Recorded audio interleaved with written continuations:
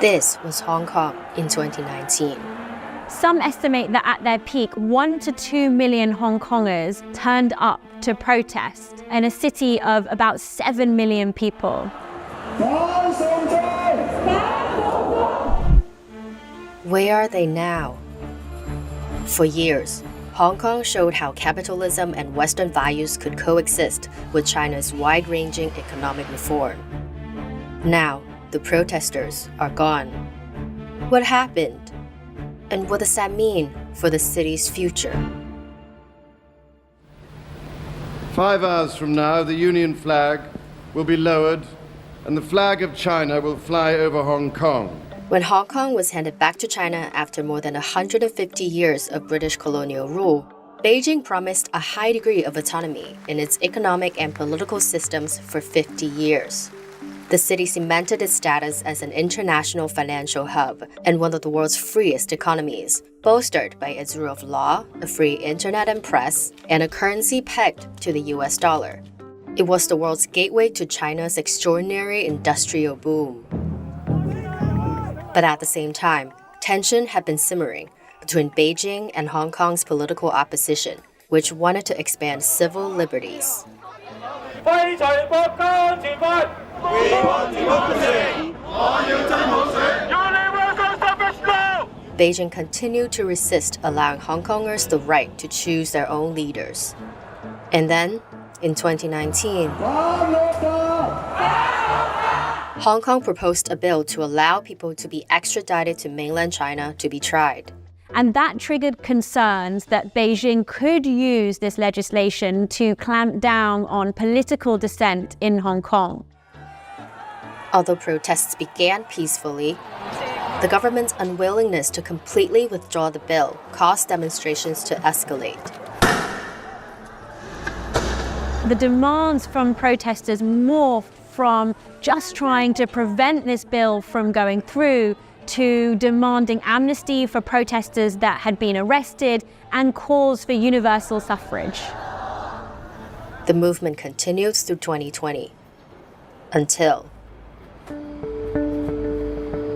the government decided to roll out very strict pandemic control measures that essentially made it impossible to gather in large groups. Within months, Beijing imposed a sweeping national security law, which punishes what Chinese authorities describe as secession, subversion, terrorism, and collusion with foreign and external forces. It also asserts broad powers to control sources of opposition. Authorities then began to arrest people that they alleged were instrumental in the protests. And they also made it essentially impossible for Hong Kong's opposition parties to continue operating. That also led to the shutdown of several pro-democracy outlets, including Jimmy Lai's newspaper, Apple Daily. It was just too much for some. Since I left Hong Kong, I witnessed my friends from my industry, including theater actors, visual artists, got arrested or got charged. I felt really scared, and I felt this place is trying to expel its own people. Jarita and her husband left Hong Kong in 2019 and now live and work in the UK.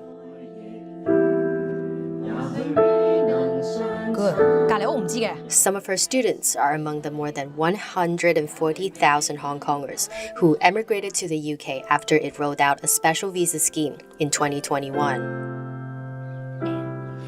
Meanwhile, Beijing revamped the body that picks members of Hong Kong's Legislative Council to make sure only pro-China candidates can secure a seat.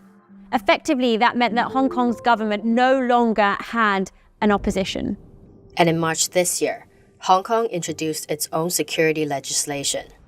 New crimes like treason and insurrection carry life sentences. The threat to national security is real. So it is important we all bear that in mind, to be on guard all the time. But it wasn't just increased restriction on free speech and expression, bringing Hong Kong closer to the mainland. Governments on both sides introduced programs to encourage Hong Kongers to study, work, and live in mainland China, and vice versa. Transport links have improved to support this. In 2017, President Xi Jinping unveiled the Greater Bay Area Development Project, an effort to integrate Hong Kong with Macau, Shenzhen, and nearby cities, starting with expanded infrastructure. Things like the Hong Kong-Zhuhai-Macau Bridge, as well as the West Kowloon Station, which is integrated into Hong Kong's own subway and allows people to travel in less than 20 minutes from the city to Shenzhen. And trips to mainland China hit record highs earlier this year.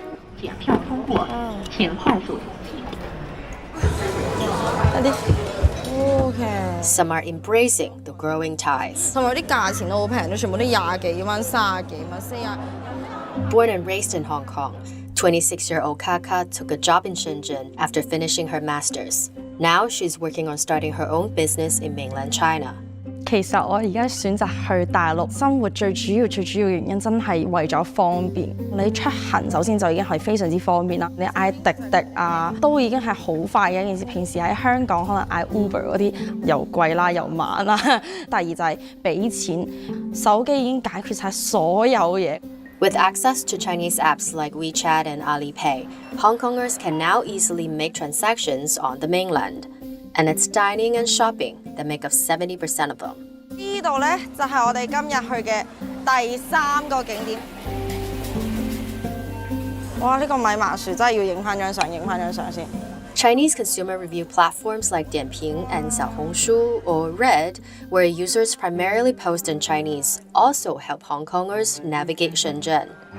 To Kaka, all of this means that she can take advantage of the vastness of China's economy. 真心係好飲喎，即係做 vlogger 我好簡單就係為咗錢嘅啫。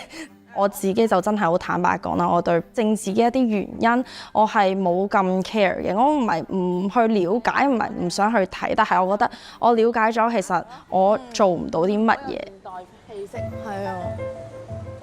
The dilemma for Beijing is that the crackdown on political dissent has meant that people increasingly view Hong Kong as similar to mainland China. It's its differences that have really secured and underpinned the success of Hong Kong for many, many years, particularly its success as a financial hub. Change in perception is important for everyone, particularly against a backdrop of geopolitical tensions and a significant economic slowdown on the mainland. Foreign businesses' direct investment into China last year slumped to levels not seen since the early 1990s, as trade frictions between Beijing and the US and its allies rose. Or look at the proceeds raised by companies through an IPO in Hong Kong. They are at their lowest in more than 2 decades. Hong Kong also lost its title of world's freest economy. Beijing needs Hong Kong so Chinese companies can raise money without tight capital controls, and it still has some of the deepest capital markets in Asia.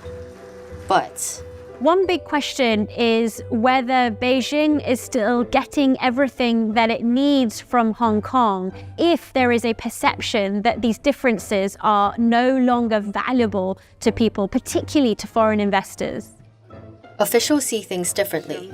Hong Kong Chief Executive John Lee has said the city's status as a financial center is highly stable, with 75% of the world's top 100 banks operating there. Some are optimistic for Hong Kong's future, despite uncertainties in the short term. 呢1-2年好坦白講，我未必話會選擇而家即刻返香港發展。但係未來嘅話咧，我覺得香港只會越嚟越好。所以我覺得呢一個返香港嘅打算絕對會喺我人生裏面發生咯。But for people like Jarita, leaving the city for good was the answer to her discontent. If I stay in Hong Kong, maybe I will still have a good career, but it's better that I leave because I don't want myself to be changed. I don't see a future that I like for me in Hong Kong.